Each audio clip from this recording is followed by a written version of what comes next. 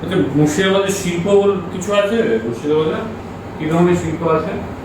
Sir মুর্শিদাবাদে মানে ক্ষুদ্র শিল্প, কুটির শিল্প এই সমস্তই বেশি আছে, বড় শিল্পের অভাব আছে। ক্ষুদ্র আর কুটির শিল্প কয়েকটা নাম বলুন।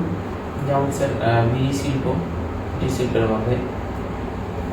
আর খান আর হচ্ছে হসপিটালে যান।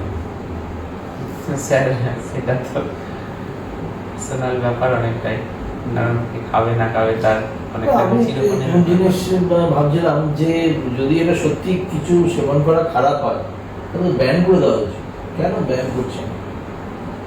স্যার তাই না? যে কোনো জিনিস খারাপ যেটা শরীরের পক্ষে, সেটা তো স্যার একদিক দিয়ে ব্যাপারটা বিচার করাটা আমাদের হয়তো মানে সংকীর্ণতার পরিচয় হবে, কারণ এর পিছনে অনেক শ্রমিক যুক্ত আছে যাদের রুজি রোজগার তাদের অলরেডি এমপ্লয়মেন্ট দেওয়া হবে।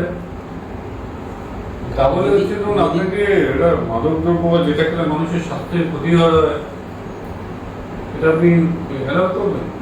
এটা হতে পারে, তুমি চলতে তোমার পারে। বাড়িতে এলাও করবে?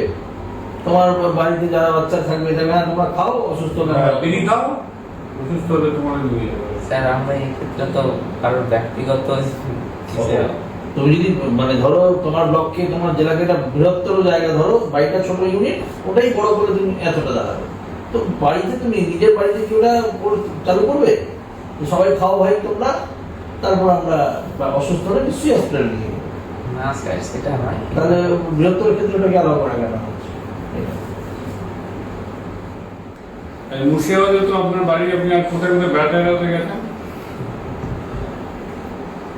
মুর্শিদাবাদে যেগুলো মানে দর্শনীয় স্থান আছে সমস্ত জায়গায় যাওয়া হয়, কিছু কিছু জায়গায় গেছি, যেমন হাজারদুয়ারি। আচ্ছা, আমার তিনটে সমাধি স্থান কোথায় কোথায় আবার কি নাম বলবেন নাকি? ঠিক আছে, তিনজন লোককে। এক হচ্ছে মুর্শিদ কুলি খাঁ, একজন হচ্ছে সিরাজউদ্দৌলা, একজন হচ্ছে আলিগড় জিয়া। স্যার মসজিদ কুলি খান, উনি ওনার যেটা আছে সেটা কাটরা মসজিদ, ওখানে সমাধি আছে। আর সিরাজউদ্দৌলার সমাধি আছে আপনার কোসবাগে। স্যার আলিগড় কাঠটা আমার মনে পড়ছে।